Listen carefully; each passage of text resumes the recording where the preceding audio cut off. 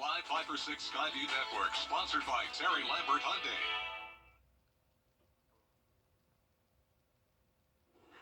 Well, we have some changes on the way with some rain showers as we go forward. I'll have details on that coming up in your 5 for 6 forecast. Straight ahead. Right now on News Channel 6 at 4, an investigation is underway in East Augusta after 4 people were shot. We have the details. Plus a gun found on school grounds at a local high school. How investigators discovered the weapon and the charges the suspects face. And in tonight's Cyber Insider, what experts say you can do to protect your personal information. Your news at 4 starts now. Live from Television Park, this is WJBF News Channel 6 at 4.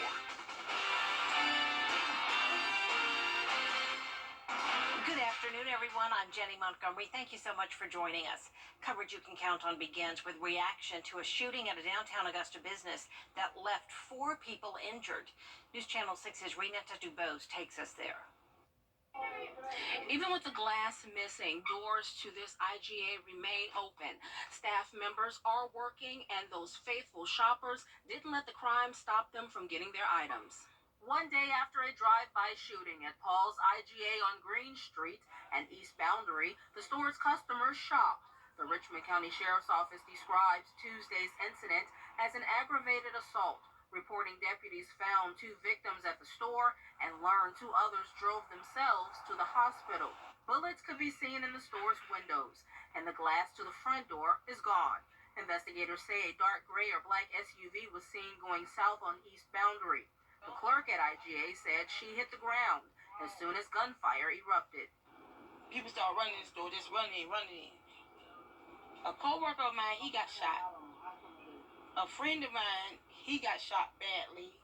It was like 4 different people got shot. But we are still working with the Sheriff's Office to confirm all of the suspects and victims in this incident. We will continue to follow this story. In Augusta, Renata Dubose, WJBF News Channel 6. Renata, thank you. A Columbia County School District leader is reacting to arrests made after an incident at Evans High School yesterday. Stephon Townsend is facing weapons and trespassing charges. Cameron Peebles is charged with trespassing and a fray. Hannah Latier joins us from the Satellite News Center now with more details. That's right, Jenny. A letter sent out to Evans High parents on Tuesday says the 2 suspects are not students at the school. It says the school's parking lot monitor alerted school district police after they refused to leave campus during dismissal. After initiating a fight, they tried to run away but were stopped by school district police in a nearby parking lot where they found a gun on Townsend. No verbal threats were made against students or staff. The school district's associate superintendent credits the parking lot monitor, a new addition to Columbia County high schools, as one reason the situation panned out the way it did.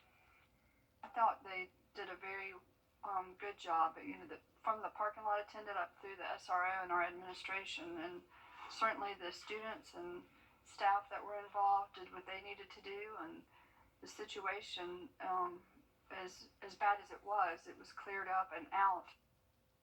It is being held at the Columbia County Detention Center. Peebles has been released, and a police report hasn't been released yet. Jenny? All right, Hannah, thank you for that report. A police chase ended with a crash and a driver in the hospital last night in Aiken County. Dispatch confirmed that deputies stopped a car just after 8 p.m. on Beach Island Avenue and Lamar Drive. That's when the driver took off and led those deputies on a chase. The chase ended with the car hitting 2 vehicles on Linear Road. Witnesses say the crash left a lot of damage. There was 2 cars that were parked, and the 2 cars, there was a Charger. I couldn't tell you what the other make and model was. It was completely pancaked. The driver vehicle that was running from the cops, their front end was in the back seat of the middle car, and the Charger was pushed up into the woods. The driver was taken to the hospital after the crash. No word on his condition or what charges he might be facing. Warm and sunny today. Meteorologist Miller Hyatt joins us now with a first check of your forecast.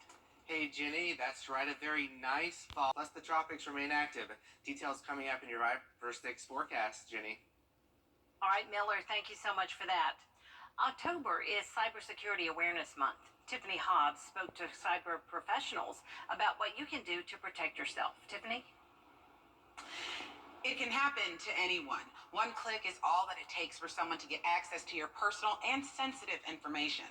Cyber professionals tell us what to look for so you can remain cyber secure. Practices like updating passwords, updating software periodically, and making sure you recognize senders are just some of the ways you can keep your data safe. Cyber professionals encourage everyone to educate themselves on cybersecurity regularly and to stay up to date with the trends. Keisha Quick says that cyber criminals are skilled at preying on your emotions.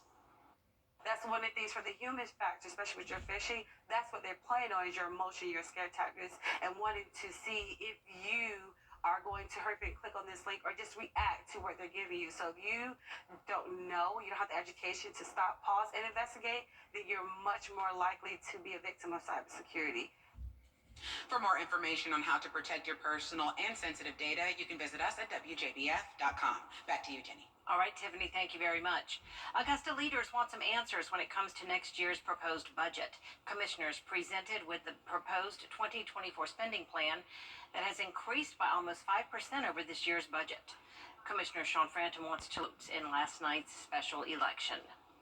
Child Enrichment cut the ribbon today on their new facility. They've been in their new 16,000 square foot building for about a month now, but a ribbon cutting ceremony was held this morning.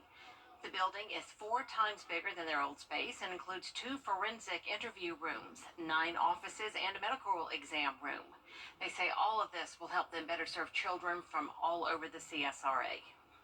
We provide free therapy services. So we have some kids that were receiving therapy in our old building, and now they're receiving therapy in our new building. So it's just so incredible to see them kind of come in for their session and be in this space that really is a nicer space. And it kind of just shows them like they're worthy and they deserve to have a nice, clean environment where they have to talk about some pretty horrible things. Child Enrichment has served more than 26,000 children since 1978. The Georgia-Carolina State Fair cranks back up in just under an hour. Tonight, admission is just $5. Gates open at 5. News Channel 6's Brad Means will be live from the Midway during our 5, 5:30, and 6 o'clock newscasts. The impacts of air pollution on your health. Still to come, how it could be linked to dementia. Day for that free in-home estimate. Welcome back, everyone. A study by Johns Hopkins University researchers found that traditional imaging techniques to detect health problems work better for people with lighter skin. For darker-skinned people, machines have trouble seeing blood flow in the arteries, and pulse oximeters have higher error rates. The finding led scientists to correct the problem. They say using ultrasound and light waves will work equally no matter the skin tone. The researchers are now working to apply the new findings to breast cancer imaging. And speaking of breast cancer, today is Breast Cancer Awareness Day in the city of Augusta. Mayor Garnett Johnson signed the proclamation this morning at Augusta Mall. Local survivors of the disease attended the event, sharing stories of how they fought and won. Organizers say the designation is a dream come true. And this has been a dream on our hearts, to have a day that we always, Breast Cancer Awareness Day, I mean, we're talking about it all year, but to actually have a day in Augusta, awesome. Today's event was sponsored by the Georgia Department of Public Health and Reduce Your Risk. You can show your support for the fight against breast cancer by taking part in the annual Miracle Mile Walk. It's this Saturday from 8 a.m. to 11 a.m. at the Augusta Common. You can donate at themiraclemilewalk.org. All proceeds support local breast health services through the Piedmont Augusta Foundation. Coming up, Miller Hyatt has your full forecast. Stay with us. I'm attorney. In a new study, researchers took a look at air pollution from different emission sources. They found a link between agriculture and open fires with the risk of dementia. Liz Ortiz explains. A new study funded by the National Institutes of Health is shining a light on the impacts of air pollution. Researchers found long-term exposure to air pollution is linked to higher rates of new cases of dementia. I think the findings are helpful and also support what other people have found previously, that there seems to be a relationship between exposure to higher levels of fine particulate matter and dementia. Researchers took a look at 9 emission sources, including wildfires, road traffic, agriculture, and other energy production. The study also included data from nearly 28,000 adults ages 50 and older over a decade. Findings show 15%, about 4,100 participants, developed dementia. Agriculture and open fires had the strongest air pollution dementia associations. Dr. Charles Bernick with the Cleveland Clinic says health experts are still trying to figure out how exactly air pollution plays a role with dementia risk. There's several potential ways air pollution could affect the brain. One is through just inflammation that it causes in the lungs, in the body, that may also enter the brain. There's a thought that actually the toxic properties of the air pollution itself could directly enter into the brain, but we really don't know. Dr. Bernick says the findings highlight the need to reduce air pollution for public health. Coming up, our morning starts with a game plan. Lace up the shoes and head out the door. See how this North Carolina native is running circles around the stereotypes of getting older. Are you currently... Finally, this half hour, Dot Sowerby lives in Greensboro, North Carolina. That's my college town. She's a true athlete who has only gotten better with age, even setting a new record. She loves being on the run. She says she either runs, walks, or swims every day. The 90-year-old has won more than 150 running medals across local, state, and even national competitions. Most recently at the Chicago Half Marathon, where she was the oldest participant out of 10,000. She set an American record for her age group at 3 hours, 33 minutes, and 47 seconds. I think it's going to be a world record, but they have to verify that first. That is kind of one of my motivations. If I can encourage anybody to exercise more, to get up and get out. Wow, Dot, you are inspiring. She did not start running until she was 50 because she says when she was in high school and college, girls were not allowed to run. But boy, can she run now. There is more coverage you can count on coming up at 4:30, including the second time's the charm. Lawmakers trying once again to elect a new House Speaker. The next potential frontrunner expected to take the lead after the break. 5 for 6 Skyview Network, sponsored by Terry Lambert Hyundai. Another day of sunshine tomorrow, at least for the first half of the day. We will see more clouds move in Thursday evening ahead of our next cold front, which will bring us some rain and thunderstorms for Friday. I'll have all the details on that coming up. Now on News Channel 6 at 6, more budget battles in Augusta. Why one commissioner wants more discussion on the plan. Plus, several people injured in a shooting in Augusta. We'll hear from a witness who was inside the store when it happened. And Cybersecurity Awareness Month, how to protect you and your family online. As your News at 6 starts now. Live from Television Park, this is WJBF News Channel 6 at 6. Good evening, everyone. I'm Jenny Montgomery. We do appreciate you joining us tonight. Coverage you can count on begins with Augusta leaders not ready to buy into the proposed 2024 budget, at least not yet. Spending is up nearly 5% over this year's budget, and commissioners want to know why. WJBF News Channel 6's George Escala breaks it down. There's a lot of numbers to look at, and that's creating a lot of questions. Commissioner Sean Franham says he wants an explanation for every significant increase in the proposed budget. We had many line item departments that had $100,000 plus increases, and maybe some of them we supported and voted on last year, but this year, but in the same respect, let's understand the why. One big increase is for the IT department, $500,000, including $285,000 to enhance cybersecurity, but that expense easily understood. Cybersecurity, if you think what it just cost us to get out this last ordeal, That's a small change compared to how it shut the city down. Back in May, commissioners approved operational audits for all city departments. To do that, $300,000 is proposed in next year's budget. $300,000 we felt was a good starting point, and then once the procurement of that audit has been completed, then the commission could decide if they want to move forward. But that cost is causing some heartburn. I think it is. I mean, that's a lot of money to spend on an audit.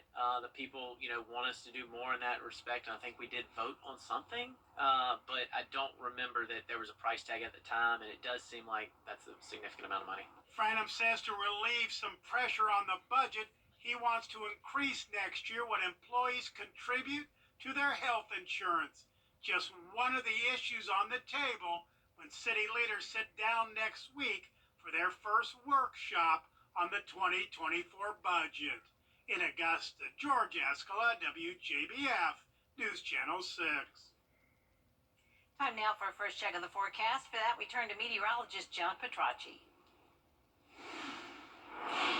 Well, another beautiful sunny day. Taking a look at our Terry Lambert Hyundai Skyview cam over in Waynesboro. Not a cloud in the sky right now. Getting ready for that sun to set. That will be at 6:51 tonight. Temperature today reached 72 degrees. That puts us 6 degrees below average. But this morning, abnormally chilly, 42 degrees. We woke up to a whole 10 degrees below normal, and no rain across the entire CSRA today. It's been dry over the past couple of days.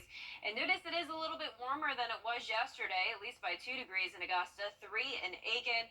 So right now our temperatures are in the upper 60s through low 70s, 69 in both Aiken and Augusta, 72 in Swainsboro, 70 in Allendale, and McCormick sitting at 73. So pretty consistent all around that 70-degree mark with some very dry air in place. So notice the relative humidity values around that 40% range.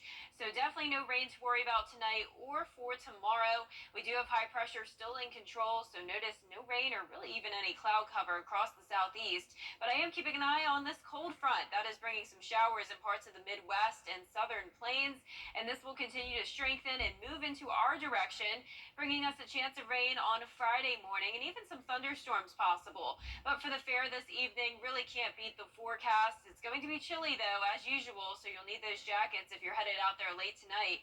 55 by 8 p.m., 53 by 9 under clear skies and calm winds. So clouds will move in by Thursday evening. Rain and storms headed here Friday morning, continuing throughout the day. But then we'll clear out quickly. Saturday and Sunday will be beautiful, back to the nice sunny skies. So coming up, I'll have a look at that full 10-day forecast. But back to you, Jenny. All right, thank you so much. People who work and shop at a grocery store in downtown Augusta are describing the danger a day later. You can see glass missing from the front door and bullets in the windows at Paul's IGA on Green Street and East Boundary. The Richmond County Sheriff's Office reports deputies went to a drive-by shooting just after 6 o'clock, and they found 2 victims there. They learned 2 others drove themselves to the hospital. A clerk says she hit the floor when the gunfire erupted. People start running in the store, just running. A co-worker of mine, he got shot. A friend of mine, he got shot badly. It was like 4 different people got shot. The sheriff's office reports a dark gray or black SUV was seen going south on East Boundary after the shooting. We'll continue to follow this story. October is Cybersecurity Awareness Month. Tiffany Hobbs spoke to cyber professionals about what you can do to protect yourself. Tiffany? It can happen to anyone. One click is all that it takes for someone to get access to your personal and sensitive information. Cyber professionals tell us what to look for so you can remain cyber secure. Everything is IT, has an IT component, so which makes everything that we use vulnerable to some type of intrusion. Practices like changing passwords, updating software periodically, and making sure you recognize senders are just some of the ways you can keep your data safe. Tammy O'Brien says email is the biggest target, and cell phones can be just as vulnerable. You can be extremely computer savvy and still be fooled. You know, people with great computer experience and those who don't have computer experience, I think the risk is about the same. Keisha Quick of Brown Girls Code encourages her students to think of cybersecurity as routinely as putting on on a seatbelt. She tells us that the biggest cyber threat she sees for young people is scareware.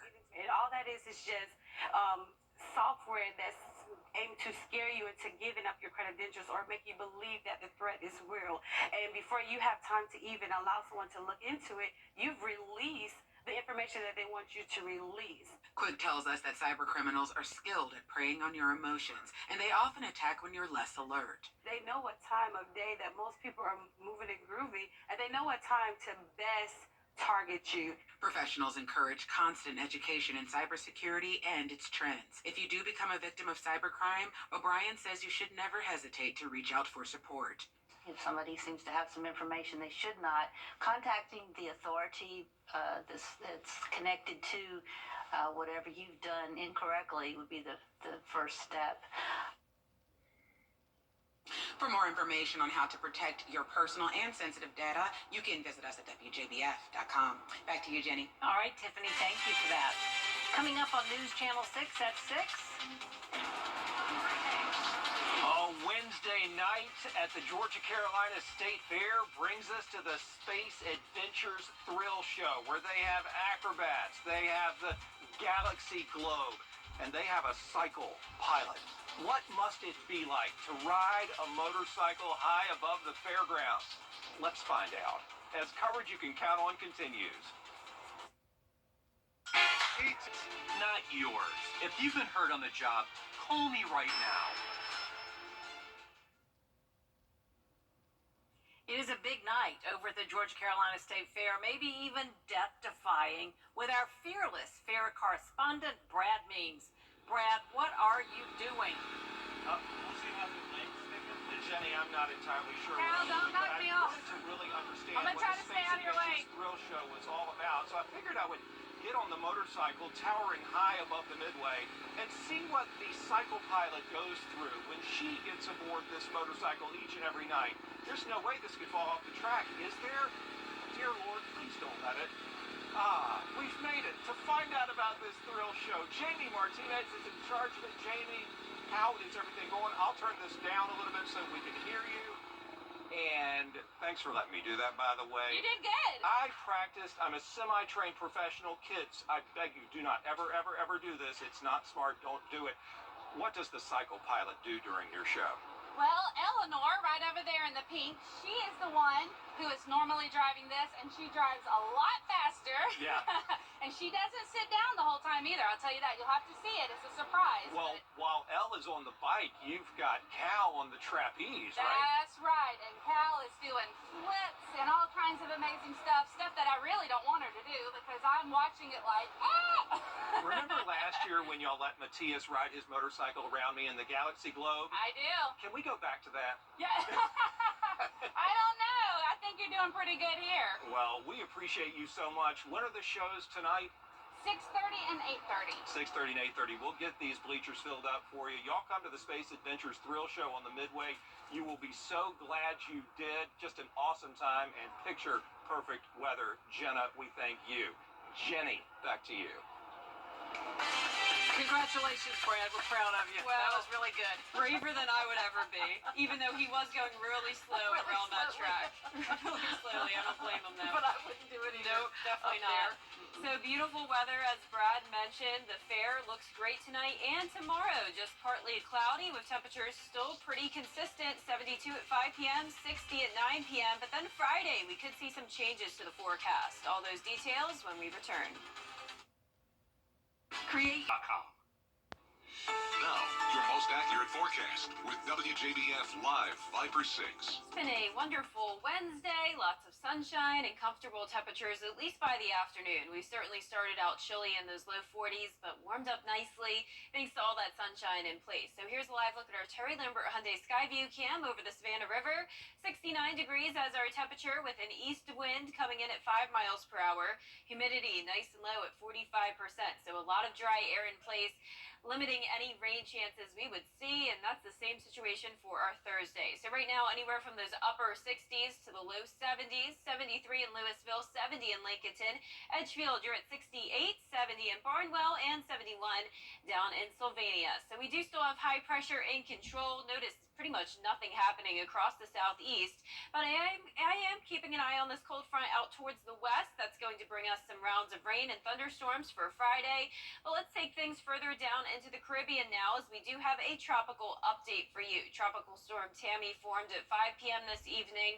Winds are at 40 miles per hour, so a weak tropical storm, and it's just to the east of Barbados, going to be headed up further towards the west across the Lesser Antilles throughout the weekend, and then eventually taking a curve up towards the north just outside of Bermuda, but keeping a distance from the United States.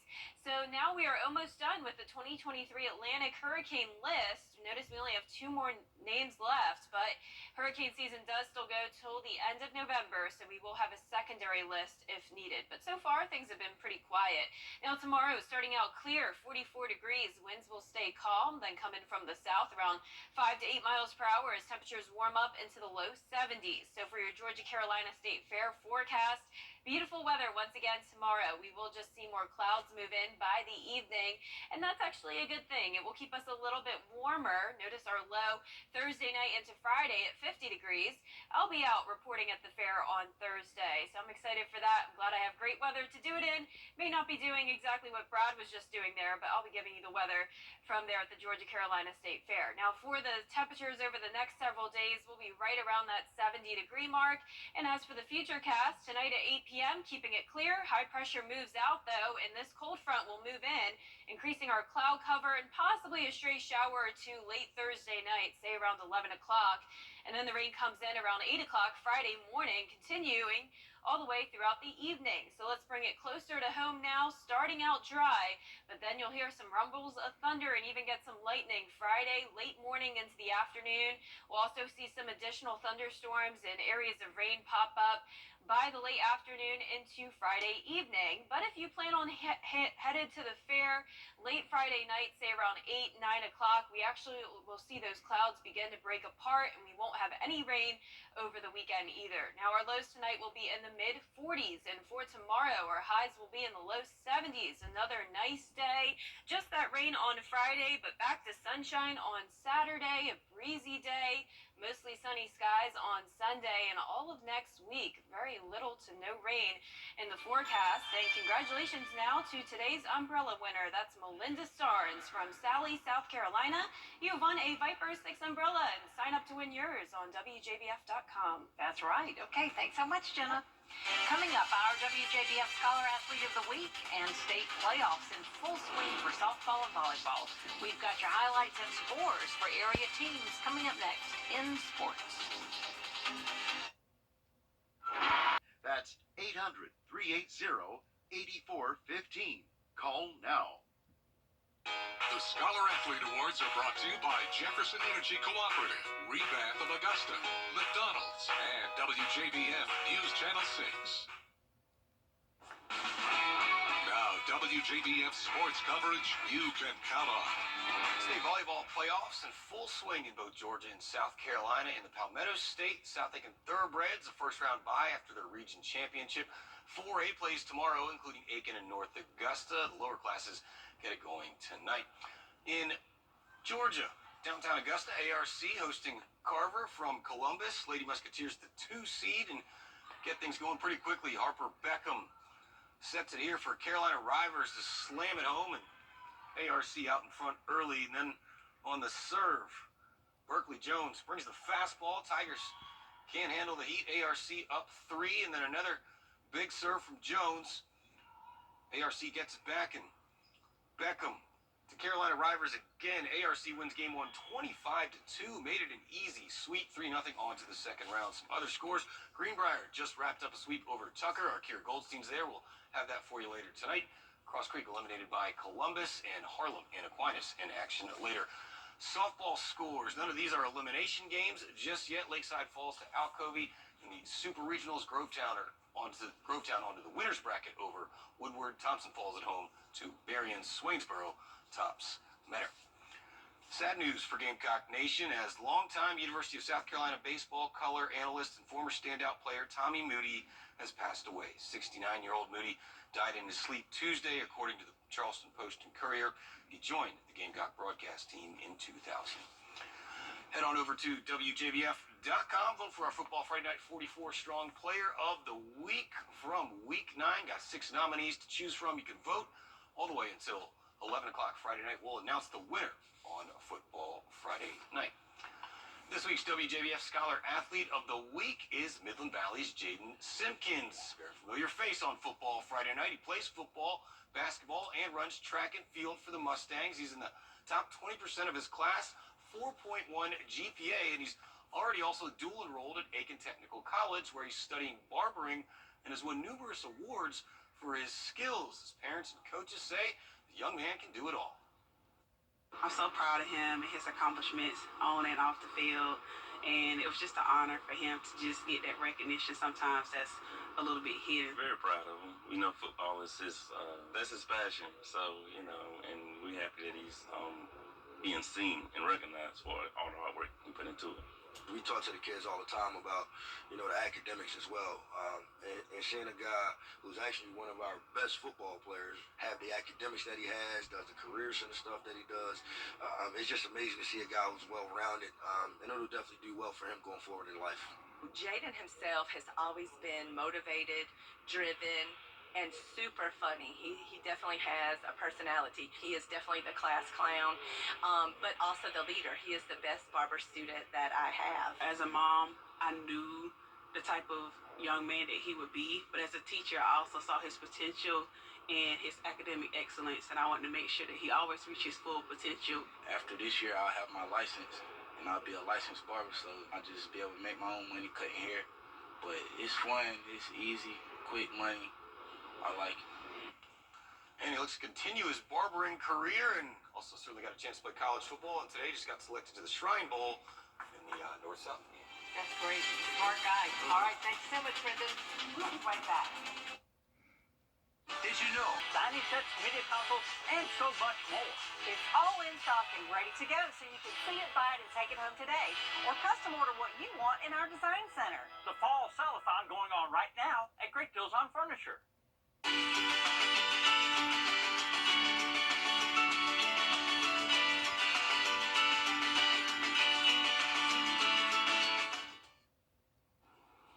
Reese's Peanut Butter Cups may be in trouble over a new sweepstakes offering $25,000. 2 packs of the candy promote the offer, but only mention that no purchase is necessary on the inside of the pack. A former attorney general in Massachusetts says that's a violation of state sweepstakes laws. So far, no word on whether the contest is being investigated. We'll have to investigate it. So you don't know unless you buy it. That you didn't have to buy it, right, when you read it in there. I'm gonna have to investigate your sports office because I know you had some in The there. candy basket is much Thanks lighter. to Kira. I'm sure you went through them pretty fast, though.